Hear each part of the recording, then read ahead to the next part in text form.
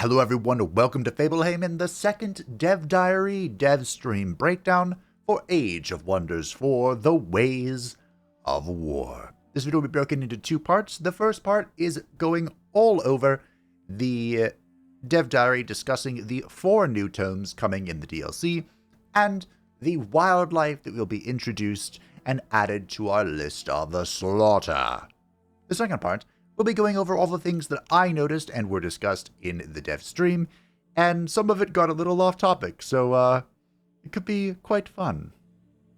Unfortunately, there are no screenshots for that off-topicness, but, hopefully future Fabe will, throw in some relevant pictures. But anyway, let's get started with the tomes. Hello again, I am Luis Ferreira. I apologize for butchering your name, Luis.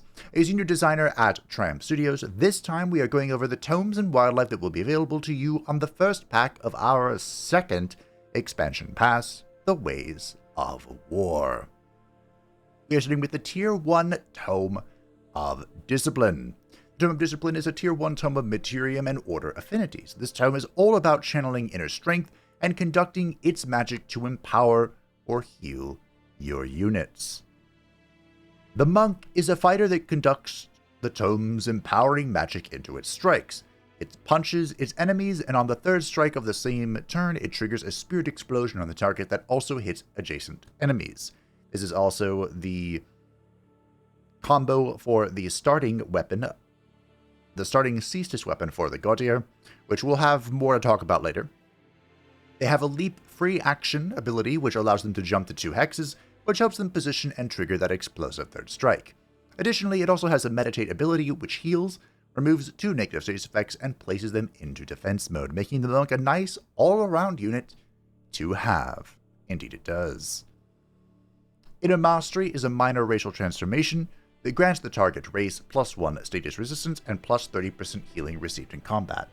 Honestly, this is probably just worth it for the +1 status resist. Look at him. Isn't he beautiful?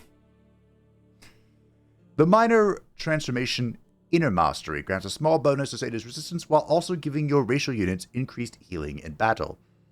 This does, presumably, stack with the Anointed Spirits, Anointed Peoples, from one of the later Order tomes, which of course would give you even more status resistance.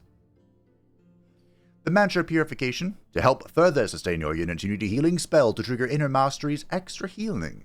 Mantra Purification is a powerful spell that does just that while also removing all of their negative status effects. As pointed out in the dev stream, the most powerful spell in the game. This is, and jokes aside, this is an incredible ability to start with. Empowered Strikes. We talk about this. The Tome of Discipline has 2 unit enchantments. Empowered Strikes grants shield, polearm, and fighter units extra damage and gives a similar effect to the Monk, where the third strike in a turn causes it to have a chance to stun their targets. This seems really annoying to fight against. Like, once you're in the thick of it, this is just allows for melee dominance. Of course, it is only a 60% base chance, so you bring status resistance into play, and status resistance into play, and then cleanses, and, at the end of the day, it's not going to be a game-winning enchantment, but early on, this could be good. Focus Aim gives an ability that, as a free action, grants the unit true strike for that turn, meaning their attacks cannot miss. This is the enchantment we could not see in the previous Dev Diary stream breakdown, and this is applied to ranged units, battle mage units, and support units. They have heard my cry. I hate missing. And now, archers can make it so they themselves cannot miss. However, this does have a... Oh, is it a 2-turn or a 3-turn cooldown? Tom thought that it was once per battle, but I'm pretty sure it's a cooldown thing. And now, the Tome of Shades, the Tier 2 tome. At Tier 2, and giving Materium and Shadow affinities, is the Tome of Shades. This tome is all about binding enemies in combat, and then eviscerating them in their moment of weakness. Look at the shade. Aren't they beautiful?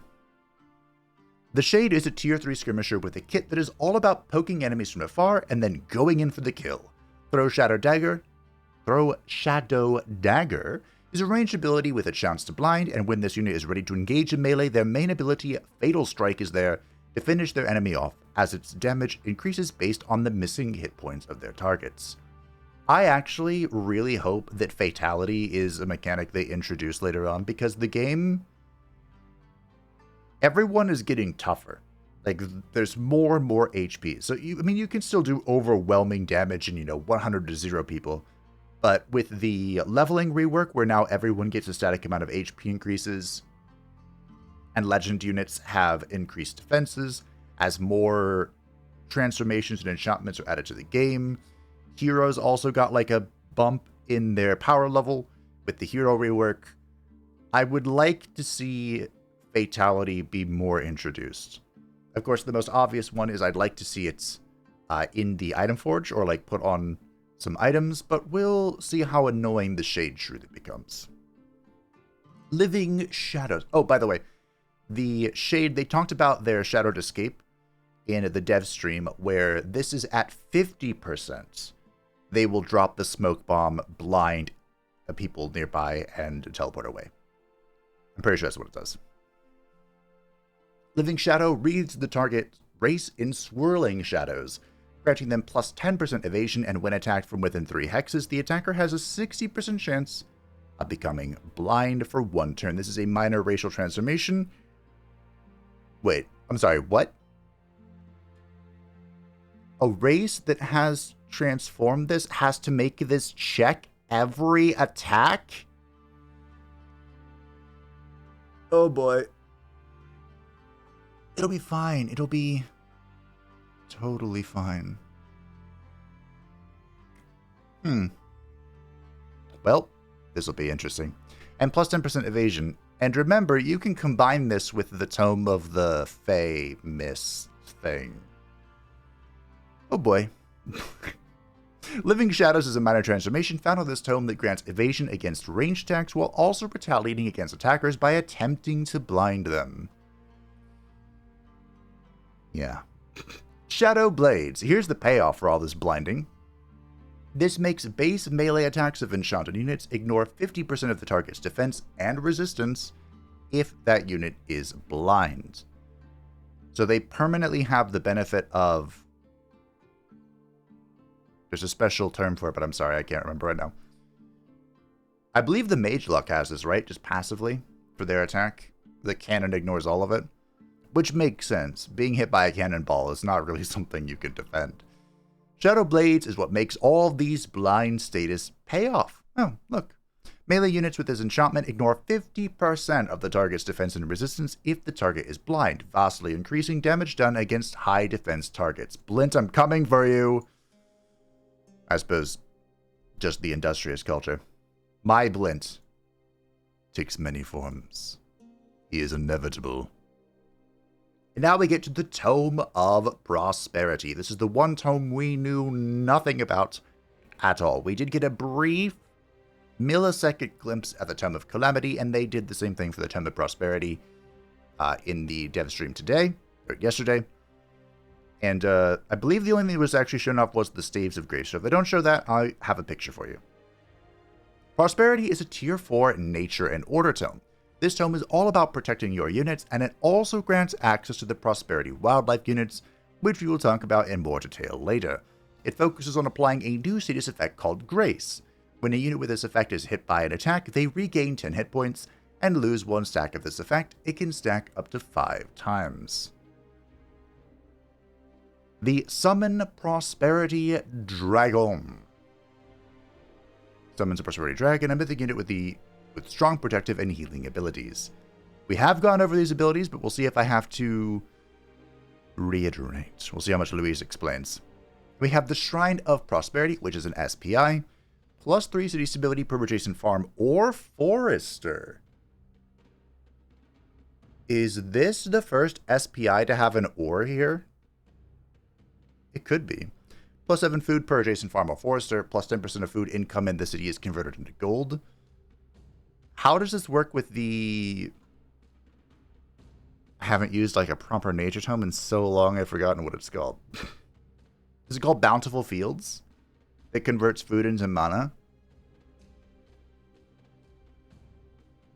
Or is the Bountiful Fields, you just gain a % of mana based on your goals? So it's not actually a conversion, which means they would technically stack.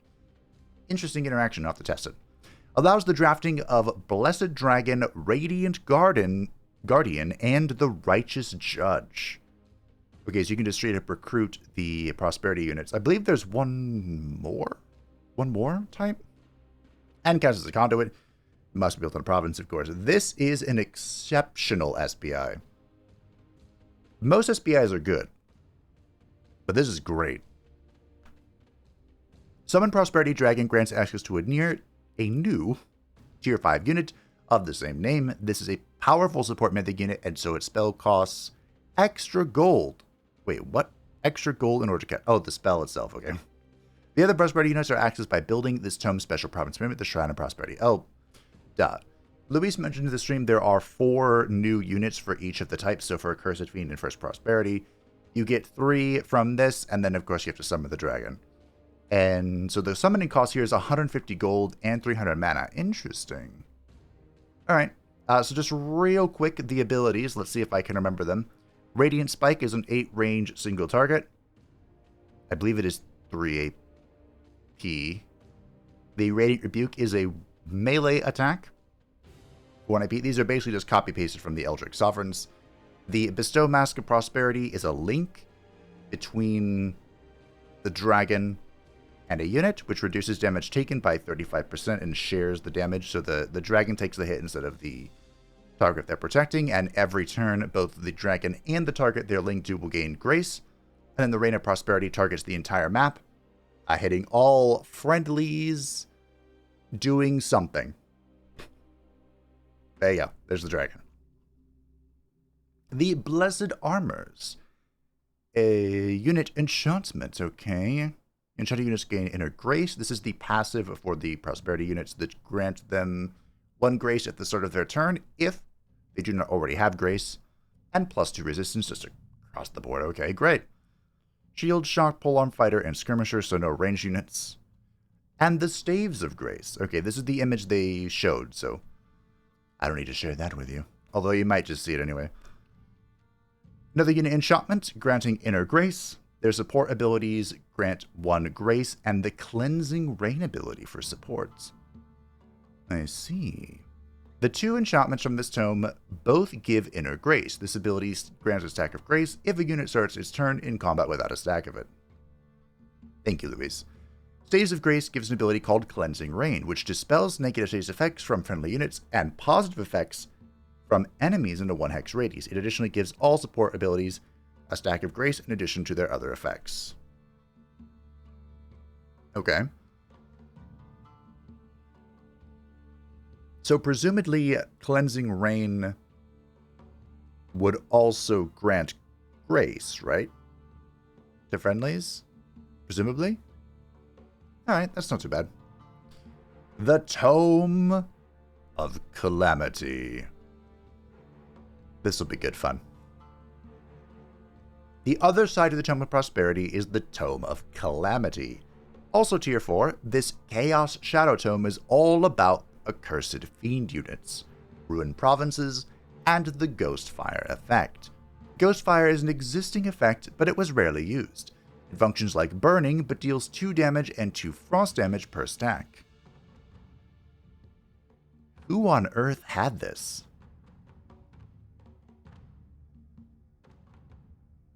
Was it just... Wait, was this the ship ability? I didn't know it was pre-existing. Additionally, it does not remove the frozen status from an enemy like burning does. To help this work a bit more smoothly, we have also made it so that if any burn stacks are present on the unit, or any are added while Ghostfire is present, they are converted into Ghostfire. So the big thing here is that you can freeze a unit, or... I wonder how this works with wet. Because doesn't fire or burning remove wet? I'm assuming it doesn't. Ghostfire doesn't anymore. But the point is you can stack them together, which makes sense that because it is a shadow tome. Summon Calamity Dragon.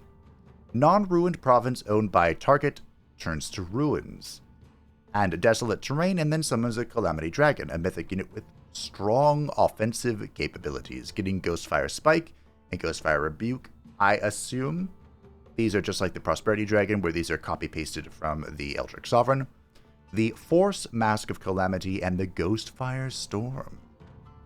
Also, this does not cost gold, so the Prosperity Dragon costs gold to summon. This requires you to break one of your own provinces. Okay.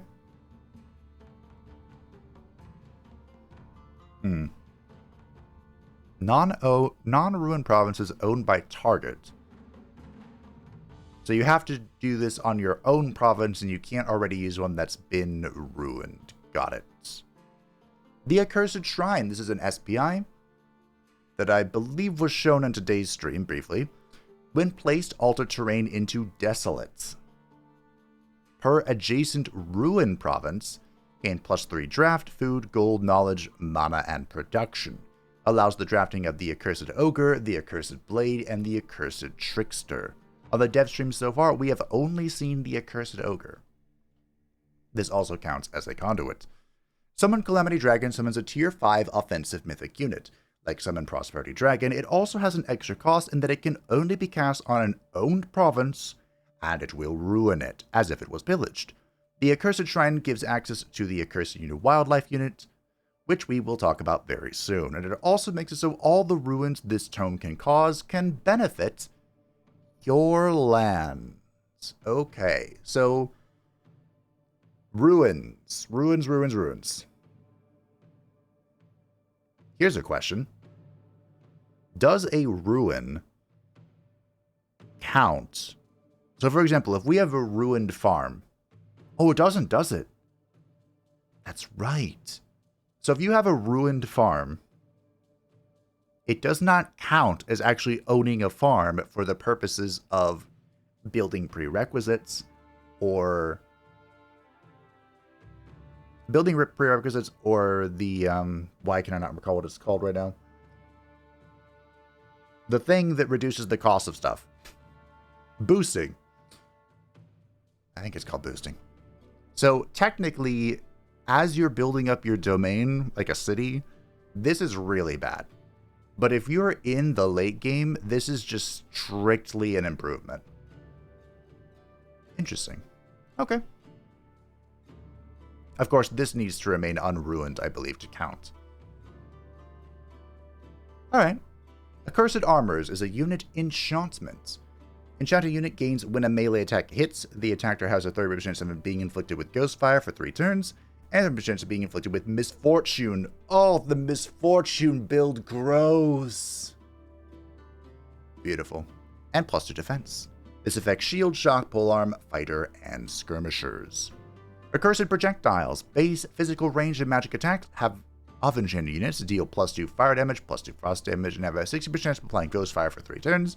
Effects are increased for non-repeating attacks. This will affect support, battle mage, ranged, and skirmisher units. Okay. Accursed Armors applies to your melee units and makes them tougher while making their bodies cursed with calamity magic. Melee attackers against this unit have a chance to suffer from Ghostfire and Misfortune. Accursed Projectiles gives your ranged units a chance of applying Ghostfire while also adding fire and frost damage to their projectiles and magic. That is pretty good. This, by the way, the Accursed Armor is basically Accursed Body, but better. Very nice. Fighting Accursed Armor, like an industrious culture with Accursed Armor, would probably be so infuriating. Because I'm trying to think, a Bastion has like 9 defense, right? The tier 3 industrious unit. Oh dear. Wildlife. In this content pack, Wildlife is split between the forces of prosperity and the forces of the accursed. There's also a new inhabitant trait, the Land of Conflict, that places more of these 2 wildlife families in the world. This is the inhabitant trait being used in the dev stream, if you're interested. Prosperity units. The Prosperity units are a group of Celestial Dragon units, meaning they all have Draconic Rage, Inspiring Killer, and Control Loss Immunity, as well as having Inner Grace inherent to them. Oh, they also have Control Loss Immunity. That is correct. The Blessed Dragon is a Tier 2 support unit. Its Graceful Rain heals and grants a stack of Grace to all units in the 1 hex radius. This little sod has been reappearing in the dev stream quite a lot, and he appears to be quite annoying. The Radiant Guardian is a Tier 3 shield unit whose special ability is its Radiant Transposition. The unit enters defense mode and swaps places with a friendly unit, dealing damage to all adjacent units after swapping. The ability also has a chance to apply Pacified to enemies, which disables their attacking abilities. I'm not going to say this could be the best shield unit in the game, but I'm also not saying it's not. The Righteous Judge. We've yet to see this in the dev stream. The Tier 4 Righteous Judge is a mythic unit with zeal and a powerful melee attack that can apply under defense and resistance. Its Righteous Judgment ability is a free action ability that doubles its damage against condemned enemy units. If the double damage doesn't trigger, then the target becomes condemned so you can smite them harder next time you use this ability. Smite me harder. So this is very similar to the Blessed Soul. This is just the next level of the Blessed Soul. I wonder what Honorable is. Oh, does this mean no flanking? This is what I'm deriving entirely from the symbol. So no flanking, huh? Okay. Fair enough. 25 spirit damage for Righteous Judgment. If they're condemned, that's 50. Condemned army is going to go hard, isn't it? Yeah. Okay. Alright. Third order playthrough in a row incoming. And then, of course, we have the Prosperity Dragon, the pinnacle of the Prosperity units. A Tier 5 support unit that has a long-range main attack and that can give all friendly units in combat grace while also removing one negative haste effect with its Reign of Prosperity ability. Look at what they need to compare to us. That's not the exact quote. I'm sorry, I failed you. The heal from the Tome of Discipline removes all negative status effects. This dragon can only remove one. Think about it. I mean, it is from everything, but Bestow Mask of Prosperity links this unit to another, and all the damage that unit takes is transferred to the dragon with a 35% reduction. Additionally, the linked unit and the dragon gain 1 grace each turn while the link is active. I explained all this earlier. It was a test by memory. When linked to a unit, the Prosperity Dragon gains the Recall Mask of Prosperity ability, which breaks the link, but for each grace stack the dragon has, it heals 10 hit points and gains a stack of regeneration, making the dragon not only a great support unit, but also tough. So question. When this Mask of Prosperity applies grace to the dragon, does it trigger when the damage is redirected? Or not? Think about that. Test it out. Accursed Fiend units. Accursed Fiend units are a new type of Fiend unit. They count as fiends for the sake of spells, but they have their own resistances to fire and frost and are weak to lightning instead of spirit. Unique to Accursed Fiends is their Accursed Body ability that makes it so melee attackers have a small chance to gain Ghostfire when striking them. So yeah, they renamed the regular Fiends to Infernal Fiends to split these two apart. But fun little fact, they actually showed up in the dev stream, the Fiend Slayer tag for weapons will affect both type of Fiends. Of note, we've updated the other Fiend units to be known as Infernal Fiends, so we can make the distinction on spells when referring to Infernal Fiends, Accursed Fiends, or both, by just referring to Fiends, like a Fiend Slayer. Here's the Accursed Ogre. We did see him in the last dev stream. The Accursed Ogre is a Tier 2 shock unit. Its Curse Charge always applies a stack of Ghostfire while pushing, and moving the ogre into the hex the target was. This is basically the, we have a Warbreed at home. Here's the Warbreed at home. Ooh, the Accursed Blade. Look at him. The Accursed Blade is a tier 3 polearm unit. We have another tier 3 polearm. Praise be to the dark gods. Like many in this line, its main attack applies Ghostfire, while its Frozen Flame ability attacks all adjacent enemy units with a chance to freeze them. Yes, good. So now I don't need to get Pyre Wardens to feel... Excuse me, Pyre Templars to feel good about my life. It's kind of insane. Love to see it. The Accursed Trickster. Oh, that's what this thing is. Okay. The Accursed Trickster is a strong battle mage unit. Its Maddening Phantasm is a full action ability that has a high chance to cause insanity on a single target. The reworked insanity. Tricky Escape applies 3 stacks of Ghostfire to a nearby enemy and makes the Trickster teleport 4 hexes away from the target. On reaching 50% or lower of its hit points, the Trickster clones itself. The copy deals less damage, but acts like Astral Reflection in that if the original dies, the copy takes its place. Astral Reflection, huh?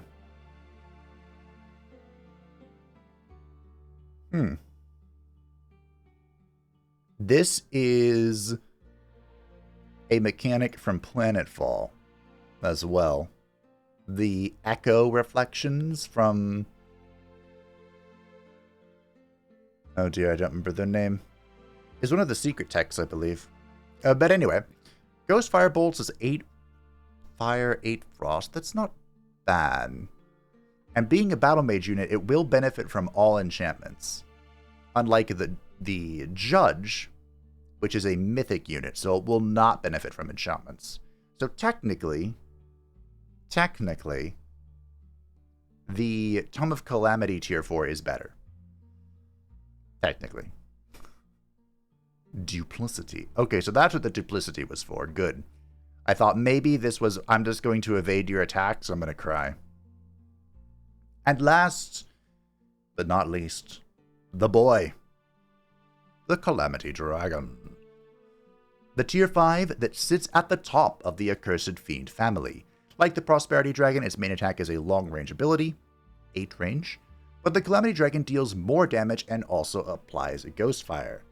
2020. I believe it was 30 for the Prosperity Dragon, right? So he does deal a little more damage. Its Ghostfire Storm ability places a combat enchantment that immediately deals fire and frost damage and applies 2 stacks of Ghostfire to 3 random units. This effect then repeats for the next 3 turns. That sounds absolutely insane. Big fan. Forced Mask of Calamity links the dragon to an enemy unit and gives them a stack of Ghostfire each turn. If the dragon is attacked while linked, the linked enemy sustains fire and frost damage. Aww. I thought maybe it would be like a transfer, like a reverse transfer of the Prosperity Dragon, but that would be kind of really strong. Rip Mask of Calamity is available while the link is active, which then, or when used, removes the link and deals damage for each stack of Ghostfire the linked unit has. Okay. I like the Calamity Dragon. I like this thing. I love that thing. A good polearm unit is surprisingly difficult to find. And this is okay. Alright.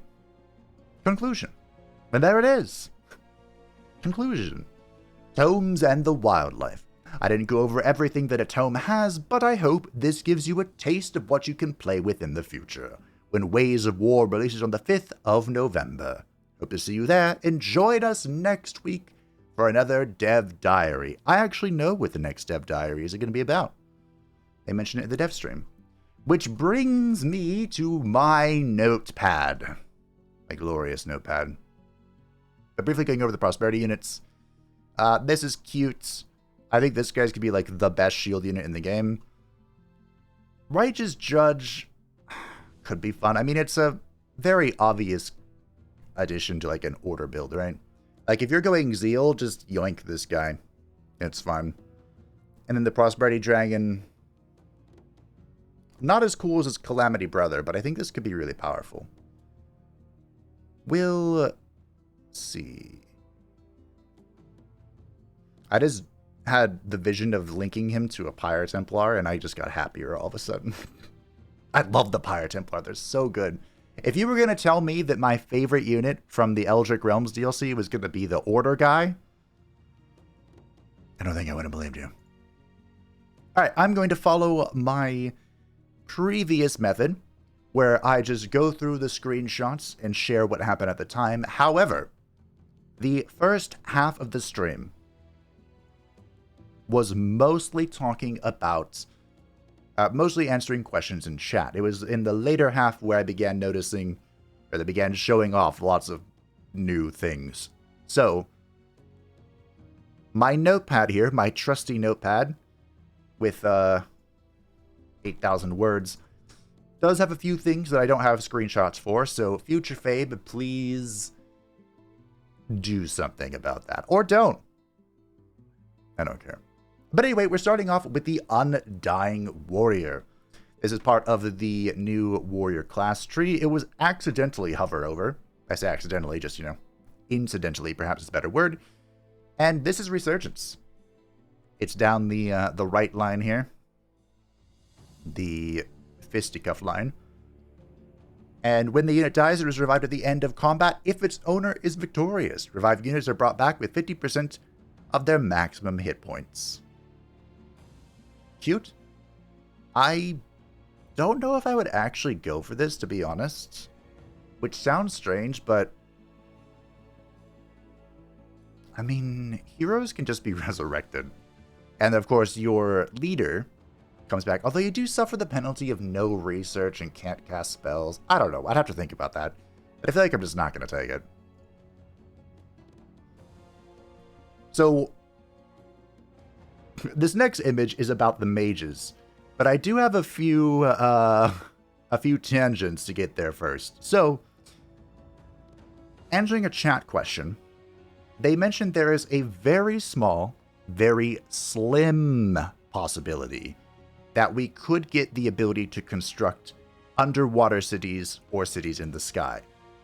Tom answered the question in chat and said he hasn't closed the door on them yet, but they are very unlikely. He specified more with like a sky city, in that in order to do that, they would have to create a new layer, basically an underground, but above. And he said the world can kind of get unruly and massive in scope would they do such a thing. So that one he's not very certain about. He was more open to the idea of like an underworld thing, underwater thing, or at the very least like a water surface city structure, but it's not on their immediate radar. And in a similar vein, in answering another question, there is no new terrain type in this DLC, but in the next DLC, the Giant Kings, there will be a new terrain type. It's technically two, but they're like the same thing. And it was confirmed that there will indeed be new tomes. In the brief write-up on the DLC pages on Steam, Tom tried to be as vague as possible because he didn't want to commit to anything. Tom, of course, being Tom Bird down here. The game director for Age of Wonders 4. And Archon's Prophecies, the DLC after that, will include new forms and tome as well. He just wanted to... And tomes as well. He just wanted to reassure everyone that those are happening, and he just forgot to put them in the thing. While being vague. Now, in this combat, there were two things discussed about, and I only have one screenshot. First of all is this Lightning Evocation. This is coming from the opponent, who is a mage hero. And they shrunk down the number of active abilities for, honestly, I think for all of the heroes, but they're specifically talking about mages. And the mage can basically pick an evocation type and then go down that tree to upgrade it. So this particular one has the Lightning Evocation, which, to be honest, pretty good one to have on a battle on the water. And Lightning Evocation, in this case, inflicts Thunder Defense and Resistance, and Electrified. So, I believe, I don't remember exactly what he mentioned, and of course I didn't write it down, what was upgraded here, but he's level 3, he upgraded Lightning Evocation, that's the main shtick. The second thing, which unfortunately I didn't get a screenshot for, is Taunt. The hero that Tom is playing with, Taunt in this current iteration of the build they're playing, has a range of 4, which is pretty large, a 1-turn cooldown, and lasts for 3 turns. They taunted the Mage hero, who pulled him into melee to stab him, and they taunted the Astral Wisp, which pulled him into melee to shoot him. It sounds like they're nerfing Taunt. I believe the discussion was to bring it down to last for 2 turns, but we'll see. And here we have the Staves of Grace I mentioned we caught a brief glimpse of. What we talked about already. Here's the Accursed Shrine. I was actually talking with somebody in the comments about how to synergize with this, and there aren't a whole lot of synergies already in place, but there is a terrain adaptation for this in the society traits, but I don't think it would really be needed. It basically lets you build on desolate terrain, or build farms on desolate terrain, instead of huts. But in this particular case, you've already built something, and you're turning it into desolate terrain. So, and it gives you, I believe, quick movement or something. And then there is the primal subculture, the Ashlands, the Ash Tiger thing, which is something similar. So I'm not sure if this would really be relevant for current existing synergies. But, you know, I'm sure someone will figure something out. Here's the focus aim. We did go over that as well. I took a screenshot because I couldn't take a screenshot previously because these 2 lovely developers were in the way. For this, the Change of Hearts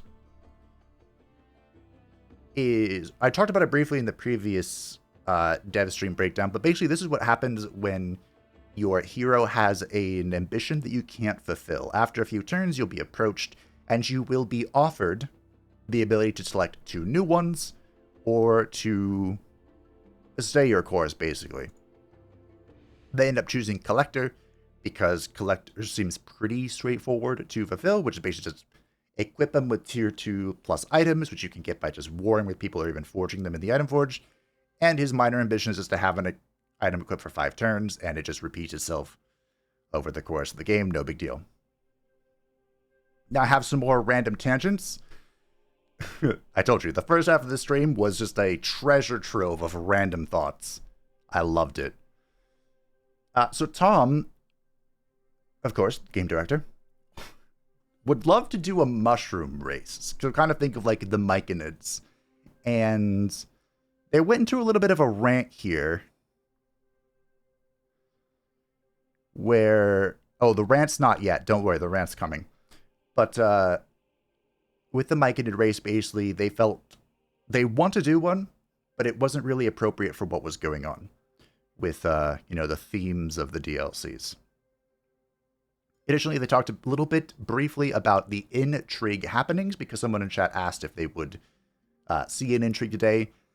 As a happening, it is uncontrollable when they do occur, but Luis mentioned they tend to occur around turn 35, and they will affect other rulers that you are not at war with. And the dev diary next week will focus all about the intrigue happenings. And slight spoiler, they do actually trigger an intrigue at the start of one during the dev stream. There's a shrine, we saw that. There are new faces for the humans and elves with Eastern Asian features. I wrote in parentheses, that's a grudgeon. My poor Dowie brethren. There are plans to rework the Flow Serpent. This is one of the astral creatures that can go into astral refuge whenever it gets hit and becomes immune, and it's super annoying. But Luis hasn't found time to do that yet. But he has ideas. So hopefully one day we won't be plagued by that little floating stick. Focus aim. Archon Prophecy, someone asked about the story of the game, like the main story and lore of Age of Wonders, and both Ways of War and Giant Rulers have their own, like, isolated story, but, at least I think they do, but the important thing from this note is that Archon Prophecies will be continuing and expanding the main lore of Age of Wonders, just in general. So if you're a huge story person and you love the story mode, Archon Prophecies will be for you. I finally caught up to the hero's ambition. I'm pretty sure this next image has nothing to do with what I have written down. It doesn't. So, there are no new infusions in this DLC, but you can make a Cestus if you would like. And those Cestus will always deal 50% of their element in their combo kaboom thingy.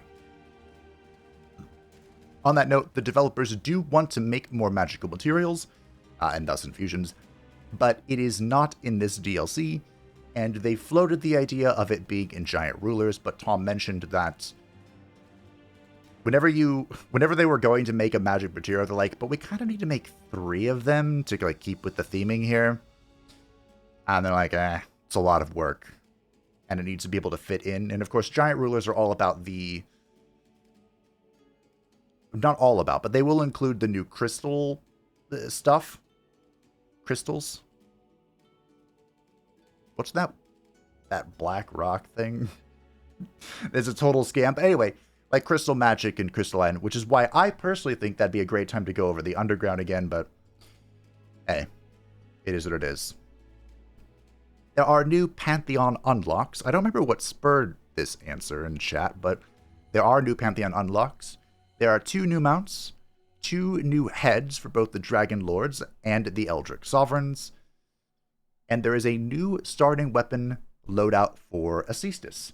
By default, only the Oathsworn can give their gaudier Cestus as a starting weapon, so save up your points, I guess. I have plenty. And I'm going to get more soon when Anubis claims victory, finally. And now we're caught up with the screenshots. Future Fabe, are you doing well so far? Boy, I hope so. So Shield of Faith is part of the Initiative Order. They didn't show this last time. And what it does is it grants Faithful, cute, and attackers have a 60% chance of suffering Remorse. Now, Remorse is actually a rework to Despair. Previously, Despair was a debuff that would cause you to lose -5 morale at the end of your turn. I believe that's what it was. But now, you lose -2 morale at the end of your turn. However, it can stack up to 5 times. So if you're full committing to the morale bomb, this is more potent. However, if you're just dabbling, just picking it up here and there, it is less effective. And that was kind of the idea. And now we have some more hero skill trees. This is what takes up most of my notes. I'm sure no one is surprised by that. So we're back with the Defender, their beautiful Guardian. And we have gone to the 3rd tier over here on the right side, which is all about being incredibly tanky. You can choose Reinforced Armor, which gives you +4 defense against physical ranged attacks.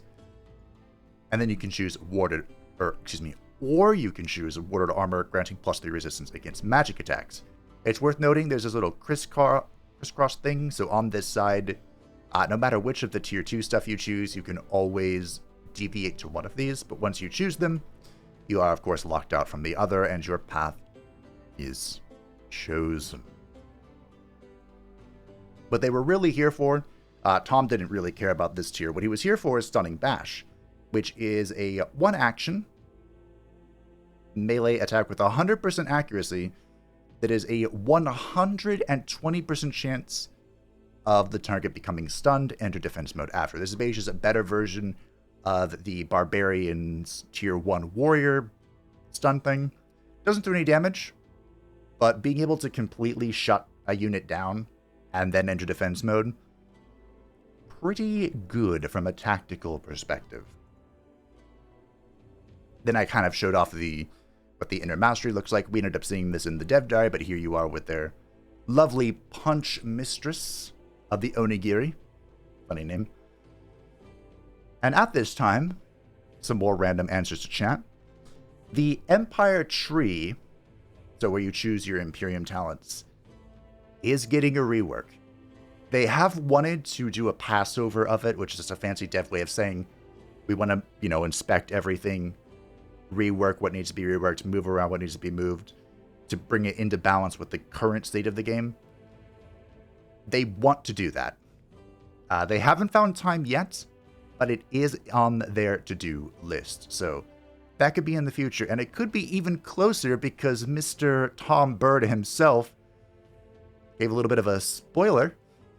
The Giant Kings DLC will include a new way, I'm quoting here, a new way of getting Empire-wide bonuses, which will stack with the Empire skills. He said that, so of course now you know it is biblical. That will for sure happen, right? Hopefully. And then I believe, okay, so here is our hint at the brand new intrigue, but I have 2 more notes first. The cultural hero skills are now just auto-learned.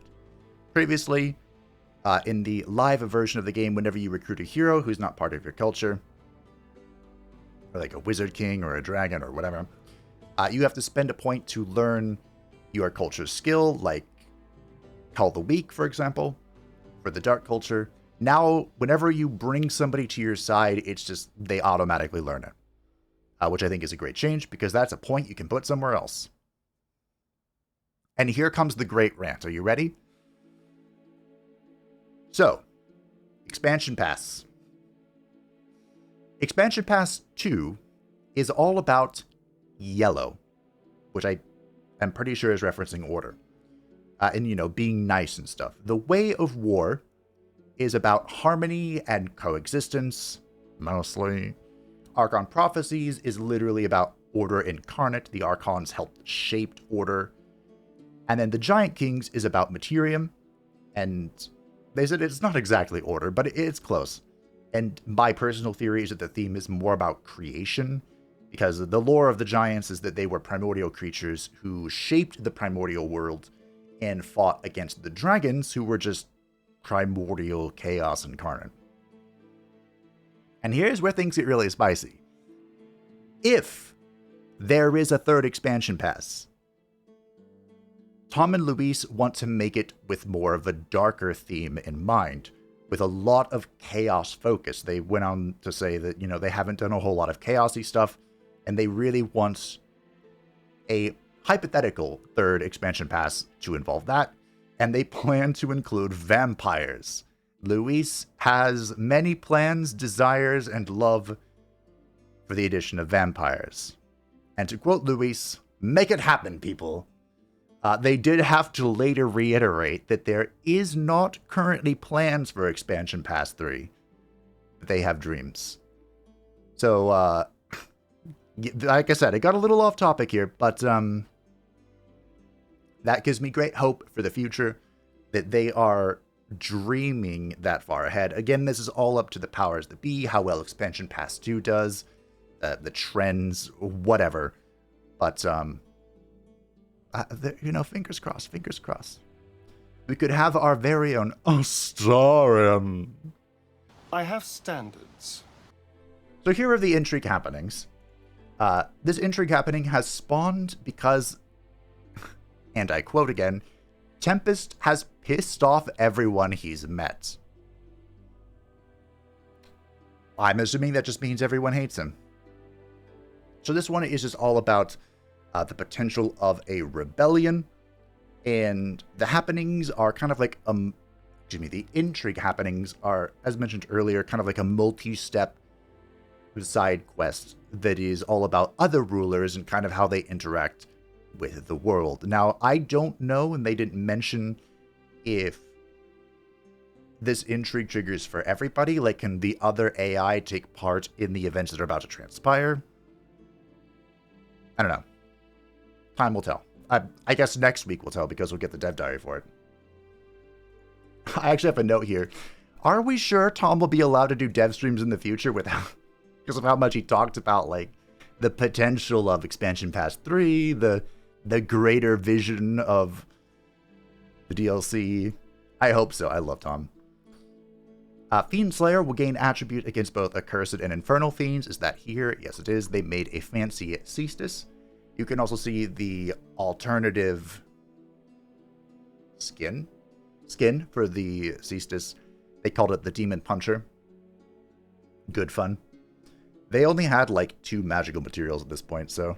Oh yeah, they're there. They're both Rainbow Clovers.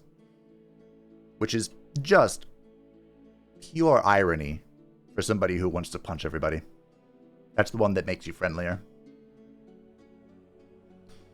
The Warrior Talent Oh, hey, Kid Vince. You did...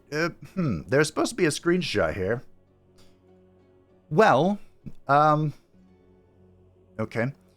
We have the Mysterious Prisoner. This is the next step of the intrigue happening. And basically there's a prisoner kind of the rebellion, I suppose, receiving special treatment, and you can go choose to participate and to conquer. It's a free city in this case. I'm not sure if it will always be, but you can conquer this free city to continue the storyline. They did not continue the storyline in this stream. They managed to find Zessen and get right to its doorstep before their 2 hours were up. So next week we'll see what that's all about. Here we are. The Warrior Talent Tree. We're back. So Keen Edge or Execute leads into Grim Executioner. When this unit kills another, it gains 3 Fortune. This is plus 45% crit hit chance. It's because I remember that Fortune has been dropped from 5 stacks to 3 stacks. So this is instantly full Fortune, which is kind of insane. Also, just a side note here, they didn't show it, but maybe they did. Vigor. Wait a minute, I thought this was Vigor 2. Vigor 1 has been increased to plus 15 max hit points. I think Vigor 1 was originally still 10? It was 10, right? Anyway, Vigor has more value. Oh yeah, it is 1, okay. This is 1, this is 2. Oh, is 2 not here? Oh, there's 3. What the? Wait. So you can't get Vigor 2 and Vigor 3 at the same time. Oh, no, you can. There's no ors here. Got it. You can, because you can follow this straight down. One more point to whatever this is, and then Vigor 2. Then you can branch off to this double sword into Vigor 3. Got it. Okay. Wow, that's going to be a lot of HP, team. That's so much health. Alright, that's fine. And we got to take a look at the Ritualist class. This is the support class, and now the Master Summoners. I am super excited for this class. And of course, they're still Mortal Champion.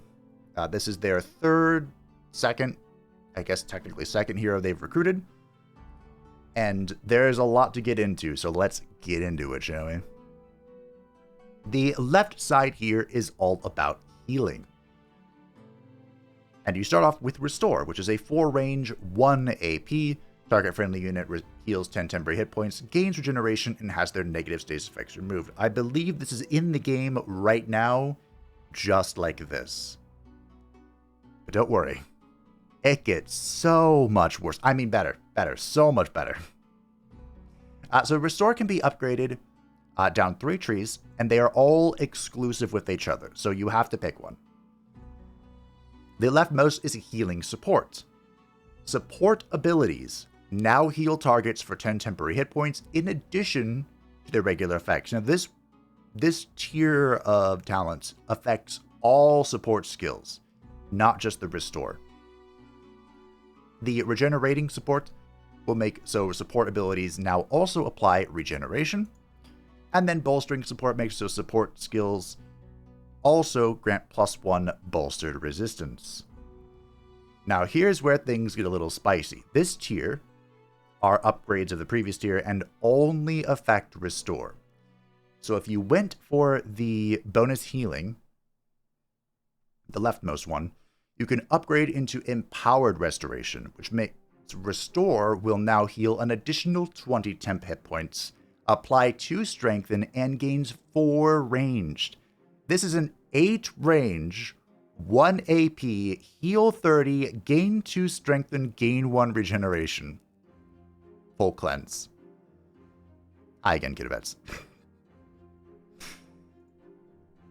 Then, if you went down the mid tree, so if you selected the Regenerating Restoration, you can upgrade that into Overflowing Restoration, which turns Restore into a 1 hex radius. Which honestly kind of seems like the weakest one here, but that could also just be really good. Mostly because this is a 1 hex radius cleanse on top of it, you know? And if you went for Bolstering Support, you can upgrade that and do Swift Restoration. Restore now has no cooldown and leaves 1 AP after use. So every single turn, you'll probably want to use a staff with this, I would guess. You can move into position, heal 10, give regen, remove their negative status effects, and then swing with your staff. Which is insane. We also don't know how this will play for the Eldritch Sovereign. Their attack is 3 AP though, right? I think so. And then, is it the Nature Dragon that's a Ritualist? Oh boy. I have a feeling this is going to be insane, this healing tree. I'm not even sure which one's better. They're all just good. They're all great. Now the middle tree here. Let's see what my notes said. Oh yeah, it's for nature guys, quote unquote. It starts with Conjure Wild Growth, a 3 AP 4 range skill, which creates Obscuring Flora in a 1 hex radius. When I saw this, my immediate reaction was being underwhelmed. My second reaction was, wait a minute. Wait a minute. Now, being able to create Obscuring Flora is good for, hiding from archers and whatnot. But remember that Obscuring Flora are now difficult terrain for the purpose of moving through the battlefield. And that sounds really funny. Just make this to get in the way of your enemies to limit their movement. You can get into position yourself and then drop the Obscuring Flora to protect yourself. Also, the tier 4 is he tier 5? The Horned God from the Tome of Nature's Wrath can turn this flora you've created into a summon.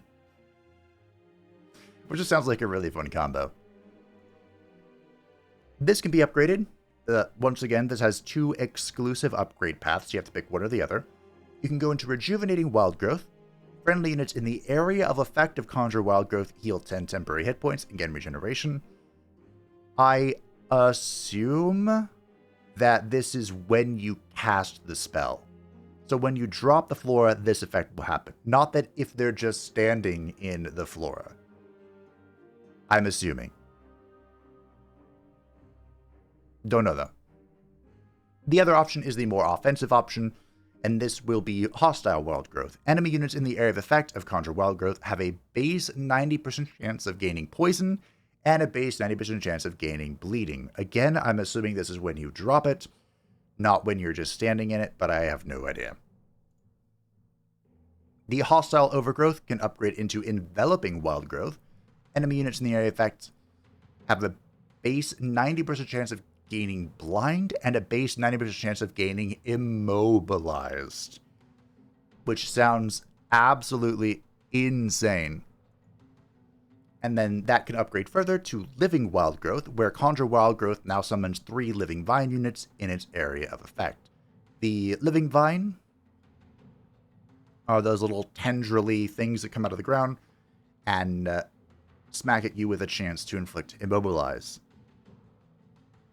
The damage for these was removed, and they just inflict the immobilization. So honestly, it's kind of like a double immobilize unless they've buffed them, which they didn't mention. So honestly, the living wild growth is kind of underwhelming, but hey, it is more of a... Like I said, if this is just on... The 90% immobilize is just on cast, then this is more of a persistent effect. So maybe it's not quite as bad. And of course, the AI will attack, kind of maybe attempt to swing at them because they have health bars, but the AI has been improved, so maybe they'll ignore them. Hard to say. They did not show off any further of the healing side of it. And so they moved on to the next branch, which is Conjure Astral Ward. This is the summoning branch. This will conjure an Astral Ward, an immobile Astral Ward that lasts for 3 turns. The Astral Ward is the summon from the School of Summoning Mystics, which can attach a link to you and then take damage for you. So you can help protect your friends with this thing. And again, I believe the AI can target this independently. I don't know if they will, though. We'll see. Fortified summons. Units summoned by this hero have a plus 10 hit points. Again, it affects all summons, so could be good, just like for other stuff. Then it goes into Conjure Lesser Spirits. This is just the renamed summon elemental thing. Just summon a random tier 1 elemental unit on the target hex. I'm not really sure why it says tier 1 spirit, but maybe they're reclassifying stuff, who knows. And that can be side upgraded into Conjure Greater Spirits, which is the summon elemental we all know and love / hate. And then there is the Undead branch. We have a Raise Undead, which is just Raise Undead, target friendly. Undead corpse is revived with 60% of total HP, or a non-undead corpse is raised as a decaying zombie. I don't have a screenshot for this one, but what this does... Let's see, I'm pretty sure it's in my notes. I don't know why I don't have a screenshot for it. This is what they ended up choosing for their thing. The Raised Dead, which apparently can stack with other sources of Raised Dead, so they have 2 of them, which could be fun. Leads into, this is Zombie Keeper, which summons a zombie at the start of battle for 3 turns. Does not work in water combat. Then that leads into Infested Summon, where units summoned by this hero have Aura of Disease and are immune to disease. I'm pretty sure this is just like, they never moused over it, but my guess is adjacent enemies have a chance to become diseased when they're, so next to it. And note that it says units summoned by this hero, meaning that if you go into the elemental tree after this, this will affect your Conjure Spirit stuff. And if you have an item like Summon Spider, maybe it would work, possibly. The Zombie Keeper can be side upgraded into Wyvern Keeper, which summons a Bone Wyvern at the start of combat, does not work in water combat, and only lasts for 3 turns. I believe the Wyvern Keeper, they went straight into upgrading it, and it's probably a good idea because it's a 3-turn combat summon, right? So the Wyvern Keeper, or the Bone Wyvern, can get in there and be effective before it disintegrates, unlike the zombie, which you kind of just have to run it down and hope the AI targets it. As a distraction, Carnifex, though I hesitate to call it a Carnifex. Then we have the Tome of Shades. The Shade Network was not shown off in the dev diary, so here it is. It is a city structure that grants plus 10 knowledge income, an additional plus 10 knowledge for each non-owned city that shares a border with this city. The idea here was kind of to emulate like a spy network. Now, to know it's non-owned, so this can be friendly, it doesn't have to be enemies, and that's probably how it's going to end up being. Like if you're in an alliance with somebody nearby, your cities can expand together, whatever. I don't really see this being applicable. So for the most part, this is just plus 10 knowledge. And you know what? That's 10 more knowledge than I had previously. And now we have the Initiate of Shadow. They unlocked, they got a shadow point because they picked up the Tome of Shades, which gave them 1 shadow point. And that allows them to get the Initiative Shadow as their signature skill. While Army Leader, all non-hero units in the army gain plus 2 damage on or on flanking attacks, this effect stacks. This was very interesting to me. I expected this to be evasion or something, but bonus flanking could be truly insane. And I believe this is new, like unless you had flanker, of course, but just being able to increase flanking in general is a new kind of concept, which I approve, honestly. I approve. Of course, this does not work with any honorable characters, which is also a new concept. But I believe the only honorable character is the Graceful Judge, although we could see more, perhaps. This will unlock Frost Strikes. This is the Frost Strikes we all know and love. +2 frost damage, plus limited damage against targets that are slowed or frozen. Effects are increased for non-repeating attacks. You know what happens when something is slowed. Ha ha ha, retaliation removed. And then we have Soul Draining Strikes, which inflicts Soulbound. Base attacks gain inflicts Soulbound. Is this not a chance? It has to be, right? And a base 90% chance of inflicting Remorse, where effects are increased for non-repeating attacks. So another way to stack the morale bombing debuff. And remember, even if you have 0 of the Soulbound synergies, something that is Soulbound still has a chance to come back as a decaying zombie upon death.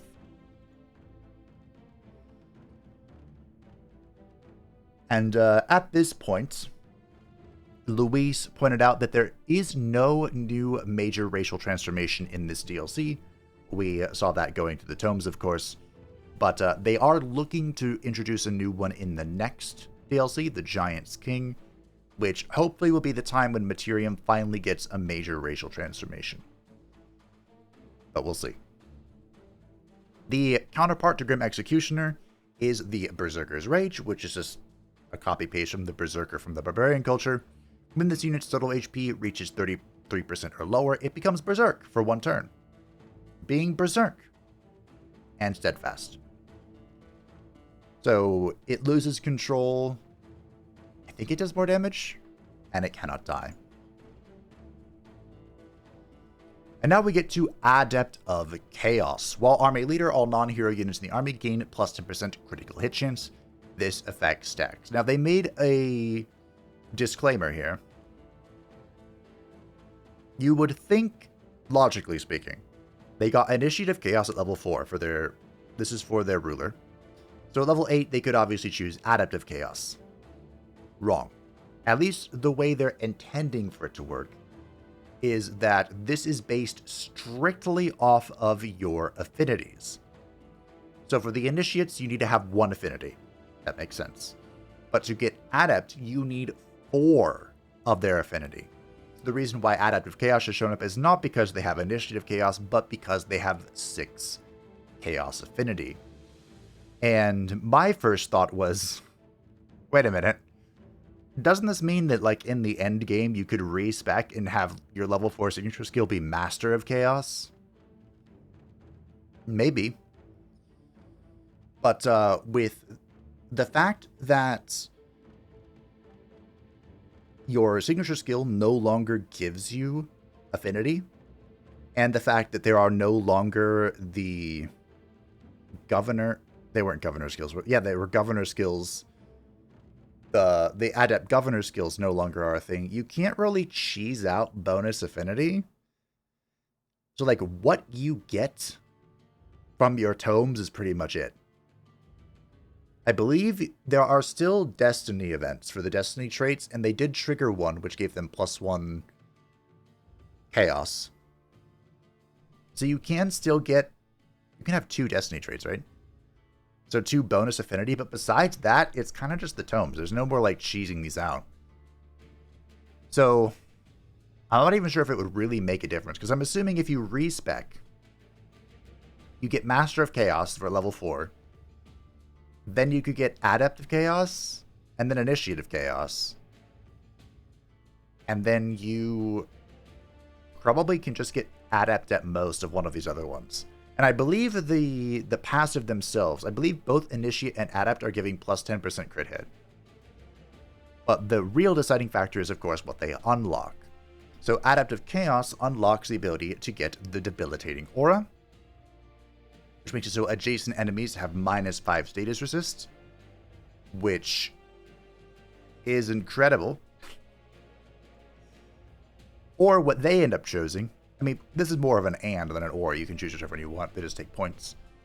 The Chaos Empowerment. Base attacks gain plus 10% critical hit chance, and critical hits inflict 5 fire damage and burning to the target and adjacent enemies. So as far as synergies are concerned, as a warrior, if you're going down the crit tree, the amount of crit hit you have is unfathomably high. But remember, this fire damage can lead into Cleansing Flame. This fire damage can be converted into Ghost Fire. This is just a very, very strong passive across the board. Big fan. And now we have the video. I'm literally recording right now. So there was one more thing. I'm sorry I don't have images for it. I thought I did capture it. This right here, the Ouroboros looking thing, is Undying Loyalty, which is 0 AP.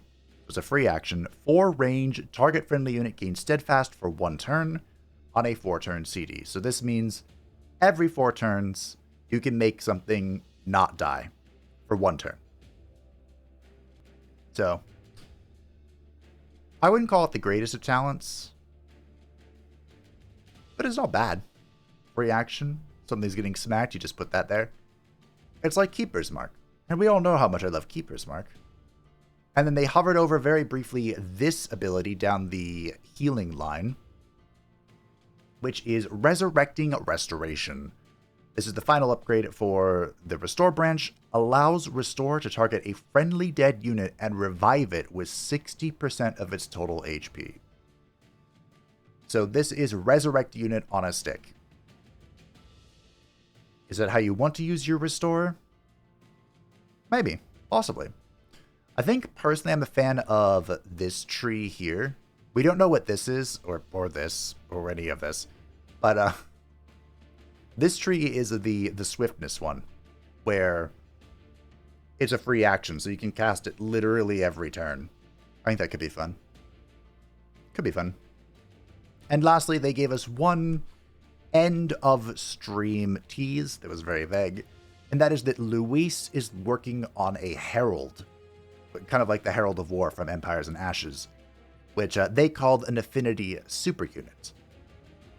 Now, the Herald of War is not something that we can obtain through normal means, but, I mean, there's a mod that lets you summon them from one of the tomes. There's, I believe the polymorph trick works, where if you polymorph it and then you dominate it, it will return to its regular form and you can pick it up.